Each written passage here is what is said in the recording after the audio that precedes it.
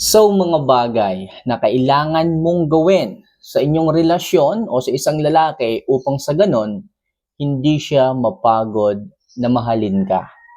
Alam niyo mga kamamay, maraming mga kababaihan, okay, ang nakakalimutan na ang mga bagay na ito sa isang relasyon kung kaya't ang isang lalaki ay napapagod silang mahalin. Ang isang lalaki ay mabilis bumibitaw sa isang relasyon. So sa video ito mga kamamay, share ko sa inyo at sasabihin ko sa inyo ang mga bagay na kailangan nyong gawin upang ang isang lalaki ay hindi magawang mapagod na mahalin ka. So mga kamamay, if ever na gusto mo yung ganitong klase ng love advice, isa lang ang hinihiling ko palagi. Don't forget to subscribe and click the like buttons. Malaki po ang may tutulong ng pag-like ninyo sa video ito sa ating channel. So kung napindot nyo na yan, maraming salamat at simulan na po natin ang ating topic ngayong umagang ito. So ano nga ba yung mga bagay na kailangan mong gawin sa isang lalaki upang sa ganon, hindi siya mapagod na mahalin ka? So number 1, magbigay ka ng oras at espasyo sa kanya. Tatandaan yung mga kamamaya, mahalaga ang oras.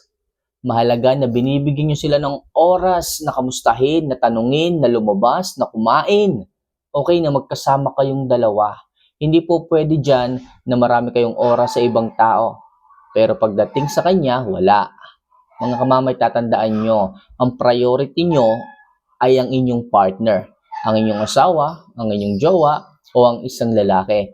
Kaya kailangan upang maramdaman ng isang lalaki na mahal nyo sila, upang malaman ng isang lalaki na pinapahalagahan nyo sila, at hindi siya mapagod na mahalin ka, kailangan may oras ka sa kanya. Kailangan ipinaparamdam mo sa kanya, hindi lang puro pagsasabi, hindi lang puro verbal.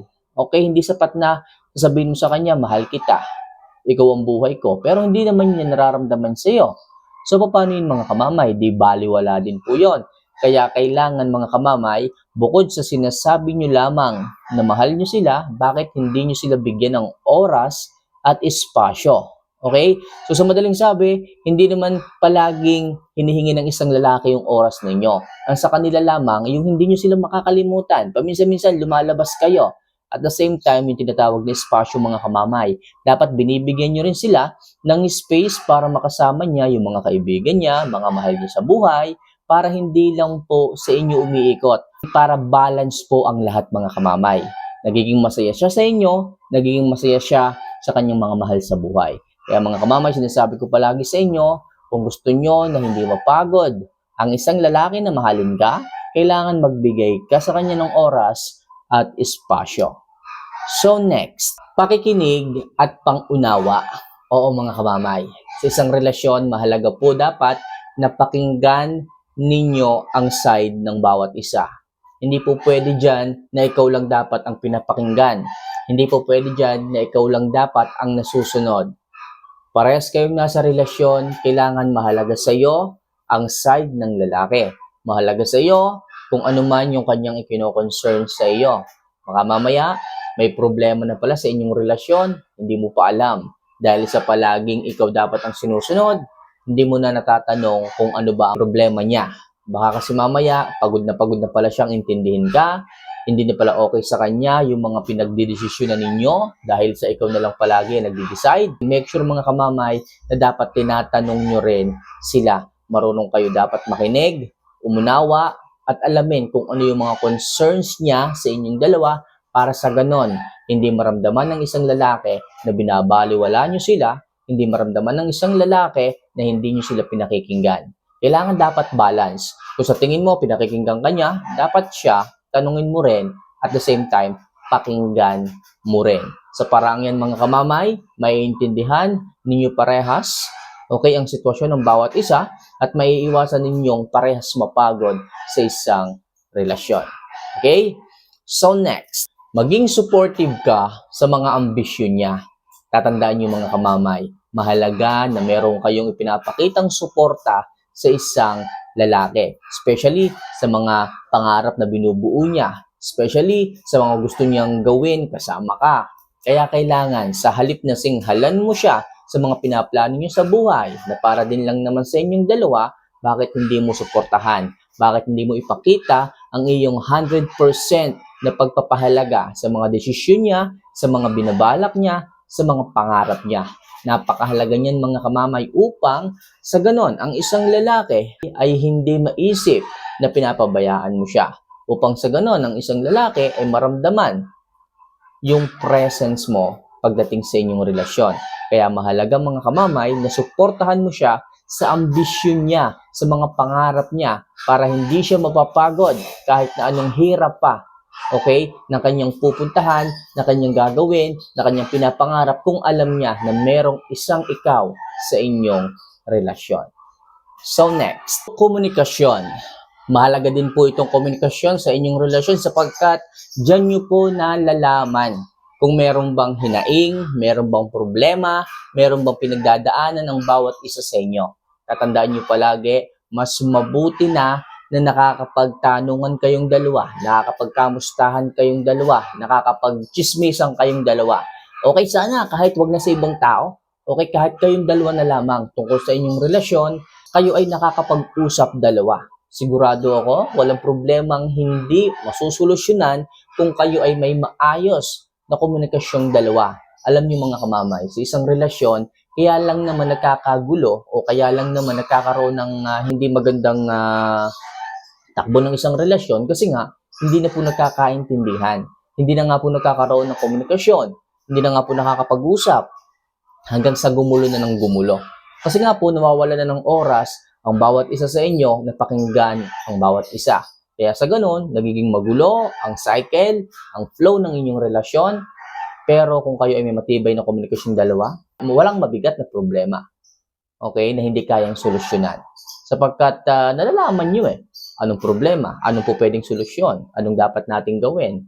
So dito pa lang sa maliit na problema, kung nasasabi nyo na, kung nakakapag-usap na kayong dalawa, hindi na yan lalaki pa. Kaya mahalaga mga kamamay na may wastong komunikasyon kayong dalawa sa inyong relasyon upang sa ganon, hindi manawa at mapagod ang isang lalaki na mahalin ka. And last, maging tapat at hindi controlling. Yan, napakaganda nito mga kamamay. Alam nyo, kapag ka ikaw ay hindi tapat sa iyong partner na lalaki, hindi lahat sinasabi mo sa kanya, hindi ka nagtatapat, naglilihim ka at nagsisikreto. Sigurado ako mga kamamay, isang araw kapag ka nalaman niya yan, mawawala ang pagmamahal niya sa iyo. Sigurado ako, kapag ka nalaman niya na nagtatago ka sa kanya, naglilihim ka sa kanya, possible, iiwanan ka niya. Sapagkat alam niyo naman ang relasyon, binubuo yan ng pagiging tapat at pagsasabi ng lahat. It's either maganda man yan or pangit, problema man yan o biyaya, dapat sinasabi niyo yan sa inyong mga partner. Hindi po pwedeng sosolohin mo yan. Hindi po pwedeng kikimkimin mo yan. Ano pat naging mag-partner kayo kung maglilihim, kung magtatago ka rin sa kanya. Kailangan mga kamamay, magsabi ka ng totoo sa kanya para sabay niyo itong sosolusyonan kung ito ay problema man. Okay? Mahalaga mga kamamayan. At the same time, hindi ka dapat controlling sa kanya. Hindi mo dapat siya kinokontrol. Hindi mo dapat siya sinasabihan na hindi mo dapat gawin to. Hindi mo dapat gawin yan. Okay? Hindi po pwedeng kontrolin ng isang lalaki sapagkat lahat ng kinokontrol, hindi mo napipigilan. Kaya mas maganda dyan, makiusap ka lang, sabihin mo sa kanya kung okay ba sa iyo to. Para sa ganun na pag-uusapan nyo, hindi yung sisinghalan mo siya, hindi yung pagsasabihan mo siya, hindi yung tatakutin mo siya. Hindi po pwede yun mga kamamay sapagkat ang isang lalaki, siya dapat ang nagdadala ng isang relasyon, hindi ikaw. Ikaw dapat marunong kang makinig. Dapat siya yung nagbabatas, siya yung dapat sinusunod. Saka ka lang dapat dyan sasalungat kung alam mong hindi tama. Pero kung nasa tama at maayos, okay, ang mga sinasabi, pinapagawa sa'yo ng isang lalaki, sundin mo. Wala kang karapatan na tumanggi sapagkat babae ka, sapagkat asawa ka, sapagkat girlfriend ka. Tandaan niyo mga kamamay, kailangan niyo magpasakop sa isang lalaki upang magkaroon kayo, okay, kayong dalawa ng maayos na relasyon. Okay? Ano pa at sinagot niyo yung mga yan kung hindi niyo rin man lamang pala sila i-respeto. Ano pa't naging mag-asawa kayo at pumayag kayo magpakasal kung hindi niyo siya kayang respeto. So mga kamamay, kailangan sundin niyo palagi ang sinasabi ng isang lalaki kung ito ay maayos, maganda at hindi nakakahadlang. Tatandaan nyo, di nagsisimula mga kamamay ang isang magulong relasyon kung merong isa sa inyo ang hindi magbibigay ng respeto. So mga kamamay, ilan lang yan sa mga bagay na kailangan nyong gawin upang ang isang lalaki ay hindi mapagod na mahalin ka. Sundin nyo lang yung mga bagay na yan, sigurado ako. Mas mamahalin ka ng isang lalaki, mas igagalang ka niya.